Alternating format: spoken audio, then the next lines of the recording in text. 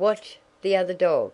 followed Holdfast into the room, and oaths and curses, mingled with the savage yells of the dogs, told them that a conflict was going on. Both doors were now battered with heavy pieces of timber at the same time, and Pablo said: "Great many robbers here." A moment or more had passed, during which Pablo and Humphrey had both again fired their guns through the door, when, of a sudden, other sounds were heard. Shots were fired outside, loud cries and angry oaths and exclamations. "The Intendant's people are come," said Humphrey. "I am sure of it." Shortly afterward Humphrey heard his name called by Edward, and he replied, and went to the door and undid the barricades. "Get a light, Alice dear," said Humphrey. "We are all safe now. I will open the door directly, Edward, but in the dark I cannot see the fastenings." "Are you all safe, Humphrey?" "Yes, all safe, Edward." "Wait till Alice brings a light." Alice soon brought one, and then the door was unfastened.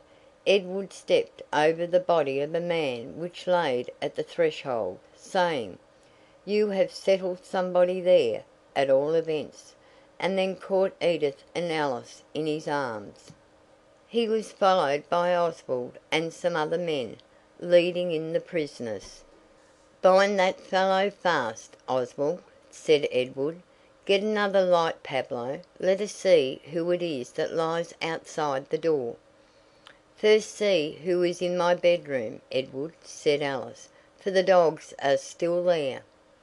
"In your bedroom, dearest? Well, then, let us go there first." Edward went in with Humphrey, and found a man half in the window and half out, held by the throat and apparently suffocated by the two dogs. He took the dogs off, and desiring the men to secure the robber and ascertain whether he was alive or not, he returned to the sitting room, and then went to examine the body outside the door. "Corbould, as I live!" cried Oswald. "Yes," replied Edward, "he has gone to his account. God forgive him." On inquiry they found that of all the robbers, to the number of 10, not one had escaped. 8 they had made prisoners. Corbould, and the man whom the dogs had seized, and who was found to be quite dead, made up the number. The robbers were all bound and guarded, and then leaving them under the charge of Oswald and 5 of his men, Edward and Humphrey set off with 7 more to Clara's cottage, to ascertain if there were any more to be found there. They arrived by 2 o'clock in the morning, and, on knocking several times, the door was opened and they seized another man, the only one who was found in it. They then went back to the cottage with their prisoner, and by the time they had arrived it was daylight. As soon as the party sent by the Intendant had been supplied with a breakfast, Edward bade farewell to Humphrey and his sisters, that he might return and deliver up his prisoners. Pablo went with him to bring back the cart which carried the 2 dead bodies. This capture cleared the forest of the robbers which had so long infested it, for they never had any more attempts made from that time.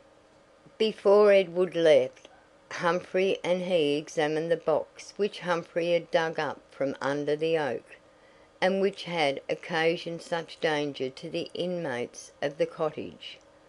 For one of the men stated to Edward that they suspected that the box, which they had seen Humphrey dig out, contained treasure, and that without they had seen him in possession of it, they never should have attacked the cottage, although Corbould had often persuaded them so to do. But as they knew that he was only seeking revenge, and they required money to stimulate them, they had refused, as they considered that there was nothing to be obtained in the cottage worth the risk, as they knew that the inmates had firearms, and would defend themselves. On examination of its contents they found in the box a sum of £40 in gold, a bag of silver, and some other valuables in silver spoons, candlesticks, and ornaments for women. Edward took a list of the contents, and when he returned he stated to the intendant all that had occurred, and requested to know what should be done with the money and other articles which Humphrey had found. "I wish you had said nothing to me about it," said the intendant, "although I am pleased with your open and fair dealing. I cannot say anything, except that you had better let Humphrey keep it till it is claimed, which, of course, it never will be. But, Edward, Humphrey must come over here and make his deposition, and as I must report the capture of these robbers and send them to trial, you had better go with the clerk and take the depositions of Pablo and your sisters, while Humphrey comes here. You can stay till his return. Their depositions are not of so much consequence as Humphrey's, as they can only speak as to the attack, but Humphrey's I must take down myself." When Patience and Clara heard that Edward was going over, they obtained leave to go with him to see Alice and Edith, and were to be escorted back by Humphrey. This the intendant consented to, and they had a very merry party. Humphrey remained 2 days at the intendant's house, and then returned to the cottage where Edward had taken his place during his absence.